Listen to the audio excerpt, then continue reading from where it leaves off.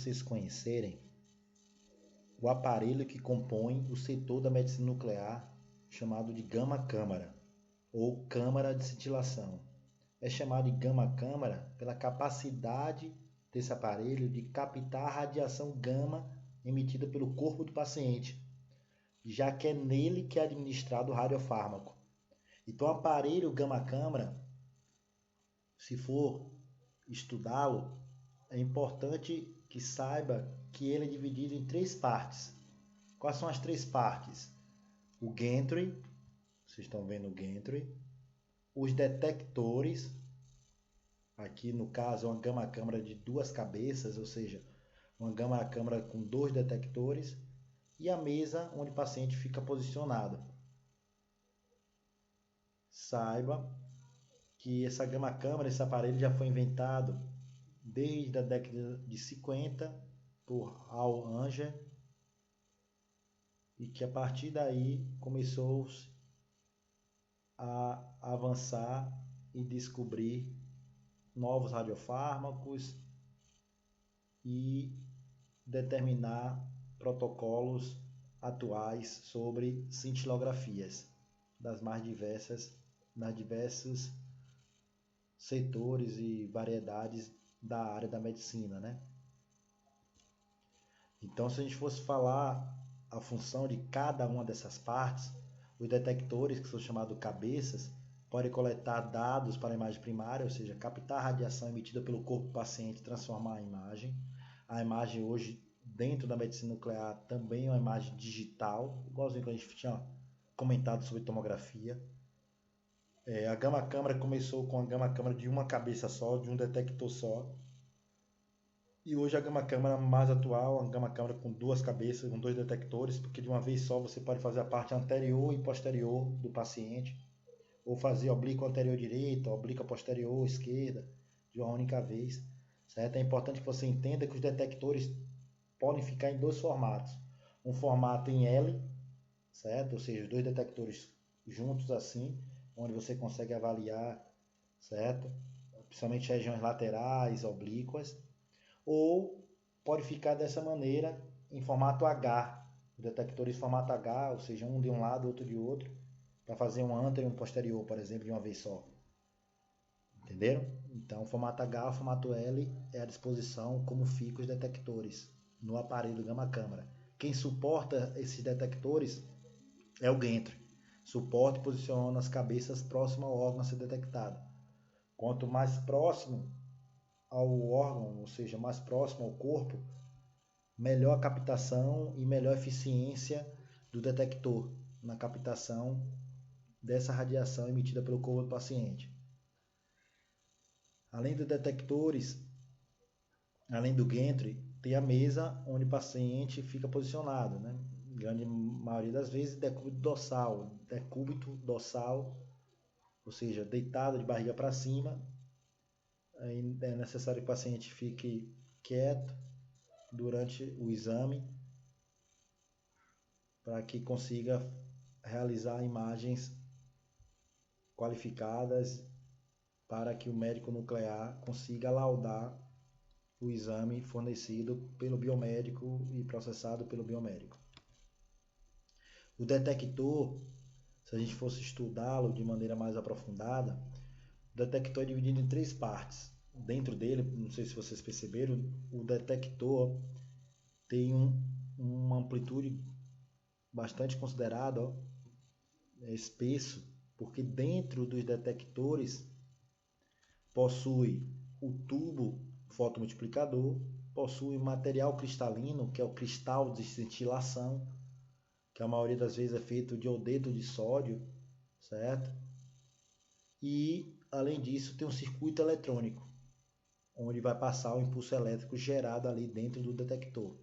Ou seja, a radiação que sai do paciente, raios gamas que saiu do paciente, né, porque o radiofármaco conseguiu chegar até o órgão de interesse, chegou no órgão de interesse, está vindo a emissão da radiação gama por aquele radisótopo ali. O raios gama emitido chega nos detectores. Quando chega nos detectores, os raios gamas bate no cristal. Ao chocar-se no cristal, há a transformação dessa radiação gama em sinal luminoso, ou seja, em radiação visível. Essa radiação visível, como o cristal está aqui, existem várias fileiras de tubos fotomultiplicadores, vários tubos. Esse tubo capta esse sinal luminoso que saiu do material cristalino, essa radiação visível, e transforma esse sinal luminoso em sinal elétrico. Esse impulso elétrico passa pelo circuito eletrônico, chega no CPU, o CPU adquire esse sinal, processa os dados e gera imagem na tela, certo? Ou seja, resumindo, raios gamas vêm. Hoje existem os colimadores, né? O colimador, como a gente já sabe, que são placas de chumbo. No caso aqui, os colimadores mais usados na gama câmara, ou seja, encaixado ali no detector, são colimadores de furos paralelos, tá vendo? Ou seja, consegue somente passar para o cristal de cintilação aqueles raios gamas que vieram numa direção retilínea, tá vendo? Então vai passar por esses furos paralelos e aí delimita mais, né? E determina melhor os raios gamas que chegam no cristal. Chegando nos raios gamas no cristal, como a gente já falou, o material cristalino transforma essa radiação gama em radiação visível. Essa radiação visível é o sinal luminoso, né? Chega no tubo fotomultiplicador. Esses tubos fotomultiplicadores transformam o sinal luminoso em sinal elétrico. O sinal elétrico passa pelo circuito eletrônico, levando esse sinal elétrico até o CPU. O CPU processa e gera aquela imagem digital na tela. A imagem digital gerada é diferente da tomografia, porque a imagem digital gerada pode já ser, já na tela, apresentada de maneira colorida. Por isso a gente fala que cada pixel, né, que você sabe que pixel é a unidade formadora da imagem digital, tem sua característica de cor, brilho e intensidade. Cada pixel ali. Claro que todo software, toda matriz possui um número limitado de elementos discretos, que são os pixels, e quem é responsável por construir essa imagem é o software disponível ali no sistema operacional, né, no console do equipamento da medicina nuclear.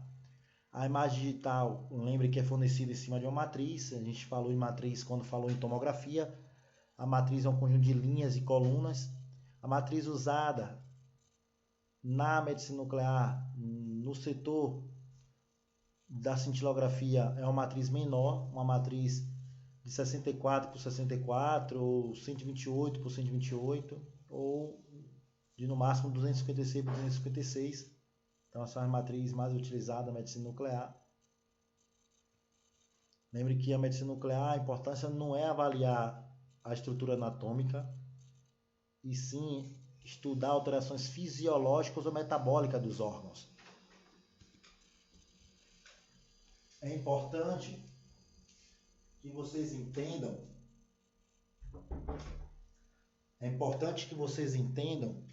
que o console é onde você manipula o software e escolhe o protocolo de aquisição daquela imagem.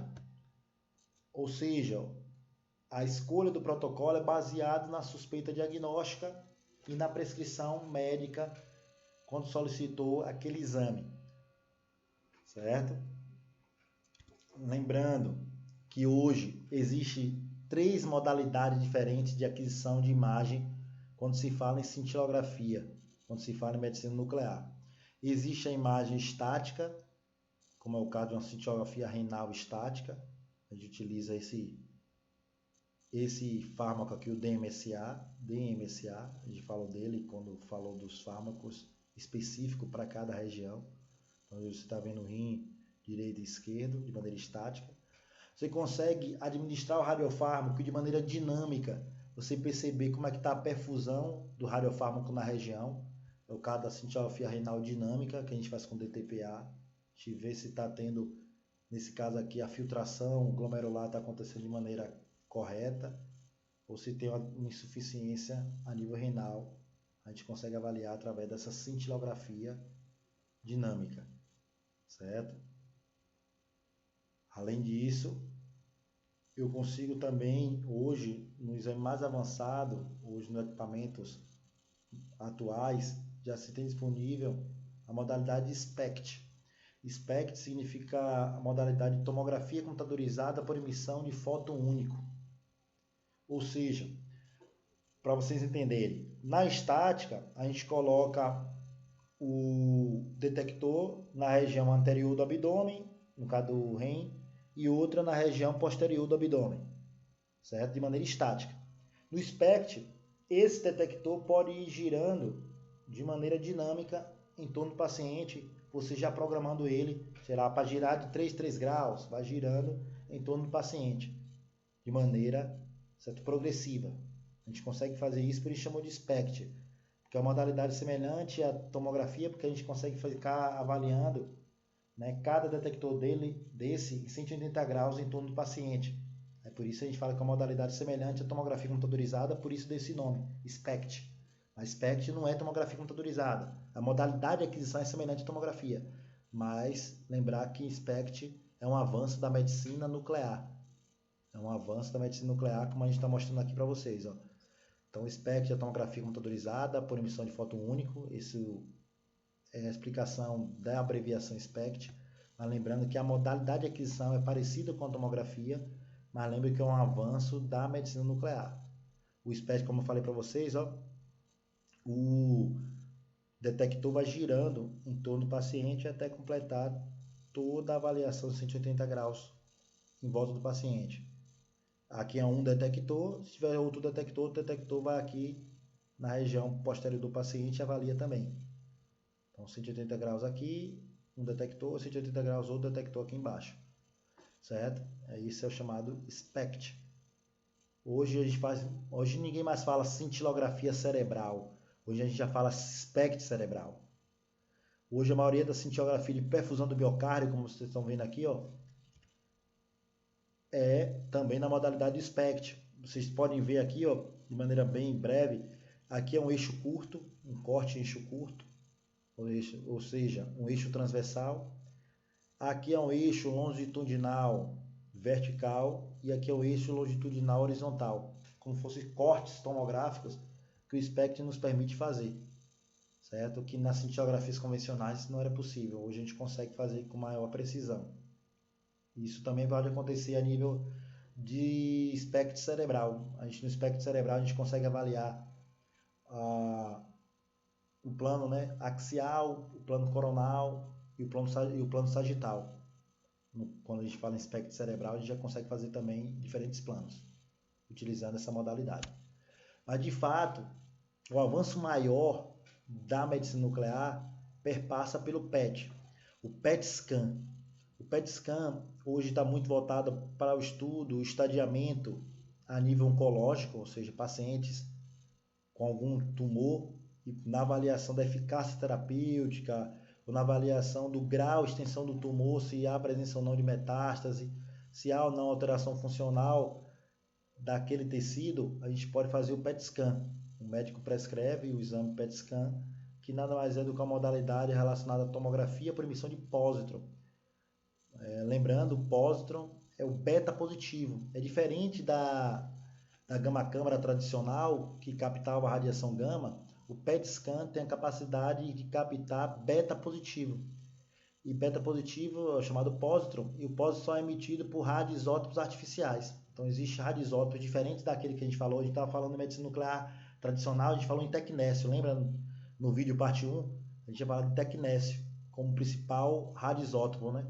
No caso do PET, o PET, como precisa da emissão do pósitron, precisa ser administrado um radioisótopo artificial, e hoje o mais usado é o flúor 18. Flúor 18 é o radioisótopo mais utilizado dentro do PET scan. Só que o avanço não para por aí. Hoje, em um único exame, pessoal, vocês estão vendo aqui dois gantry, né? Um aqui, outro gantry lá atrás. A gente consegue fundir duas imagens. Em um único exame, a gente consegue avaliar a anatomia e fisiologia do paciente. Por quê? Aqui é um equipamento do PET-CT, um equipamento da Philips, chamado PET-CT. Por que PET-CT ou PET-TC, tanto faz? O PET-TC ou PET-CT, vindo do inglês, significa a combinação do PET scan, que nos fornece imagem fisiológica, com a imagem anatômica fornecida pela tomografia computadorizada. Ou seja, como vocês podem ver aqui, ó, aqui é a imagem fornecida pela tomografia, que é o primeiro gantry, então a imagem anatômica, e o segundo gantry me fornece a imagem fisiológica. A junção das duas imagens, olha que imagem linda, eu consigo estudar anatomia e fisiologia em um único exame. Esse é o PET-CT, para você entender como vem avançando o diagnóstico, né? Então, só para vocês entenderem, além dessa parte de PET-CT, como vocês estão vendo aqui, só para vocês já conhecerem também, já existe o chamado PET-RM. O PET-RM é a tomografia por emissão de pósitron combinado com ressonância magnética. Já está disponível o PET-RM em São Paulo. O PET-RM já chegou no Hospital Albert Einstein e na USP, certo? O PET-RM é a combinação da ressonância magnética com PET-scan. E a gente tem uma vantagem muito grande, que o PET-RM expõe menos o paciente à radiação e, além disso, consegue fazer pesquisa de corpo inteiro, avaliar o corpo inteiro do paciente para verificar se tem alguma alteração. É importante que vocês saibam que o PET-CT, que é esse que está aqui na imagem, já está disponível no Nordeste, inclusive na Bahia, certo? Já tem disponível na capital, em Salvador, em diferentes locais. Tá bom? Então, esses conteúdos, essas são as informações necessárias para você saber o princípio básico da formação de imagem em medicina nuclear, bem como os avanços associados a esse exame.